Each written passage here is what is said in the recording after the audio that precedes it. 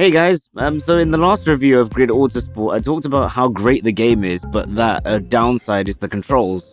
So I actually got myself a Gamecube controller and a Gamecube adapter for the Switch, and I thought I'd try it out a little bit to see how it worked. Before we get on with the rest of this video, we're almost at 100 subscribers, so if you really enjoy this, please subscribe, and if you want to see more gameplay of Grid Autosport, leave us a comment or a like and we'll get to it. Overall, there is a huge benefit using a Gamecube controller for this game, which means that if you have a setup, you don't only need to use it for Smash, you can use it for this as well. If you're not familiar with racing games and you're wondering why a change of controller would make such a huge difference, at least in my opinion, it's because you get an analog control of acceleration and braking. Whereas with other games, you can kind of get away with just having a gun on a trigger, so you can just press the button and it's the same as if you were to pull it. Being able to actually adjust how much you're putting your foot down on the accelerator and how much you're putting it down on the brake really does change how you take different challenges. For example, I usually suck at drifting. I'm usually very bad at drifting in any racing simulator.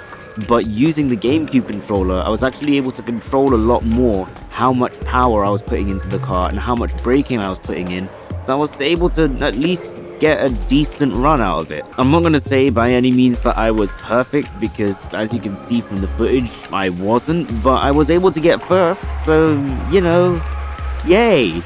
If you're going to be using a Gamecube controller for the Nintendo Switch, then you'll also need to get a Gamecube adapter. The plus side is that the Wii U adapter works exactly the same as the Switch one does, and you can find them on eBay for usually a third of the price.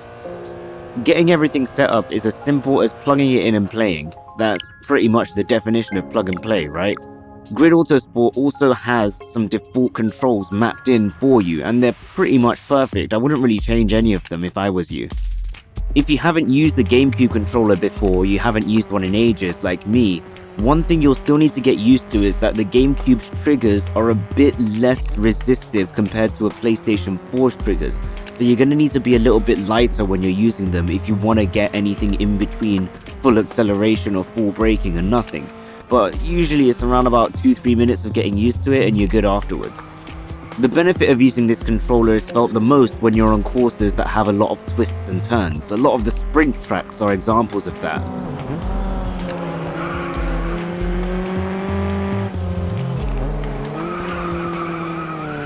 Being able to use the accelerator to maintain speed rather than just increase it around some of the high-speed turns was great for me. I was able to still keep a good line, but then not crash into the sides. Except on this crash, where I might have forgotten that I could just hold it halfway. That was my fault though. It does look pretty cool. The only downside is the expense of getting set up with a Gamecube controller. Of course, you don't have to get a new controller, you can just get one used off of eBay like I did, and the Wavebird will work exactly the same too, which is the wireless controller. The only difference there is that you don't have rumble. If you're really into your racing games and you want a controller that will do really well, then yeah, the Gamecube controller for Grid Autosport is a great addition, especially if you already have one for Smash. Of course, if you're a bit more of a casual player of Grid Autosport, you don't necessarily need this controller, I don't think. I think the controls that are available on the Joy-Con or the Pro controller are just fine. My suggestion would still be to use the analog stick for acceleration and braking though, rather than the triggers, just so that you still have some level of control. If you want to see some more gameplay of Grid Autosport, especially in the higher graphics settings so that you can get a better feel of what it is, feel free to let us know. We'll definitely look at getting some recorded and putting some up. If you want it unedited, definitely put it into the comments or send us a tweet as well so that we know what to do.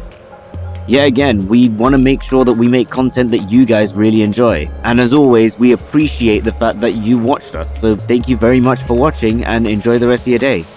Bye!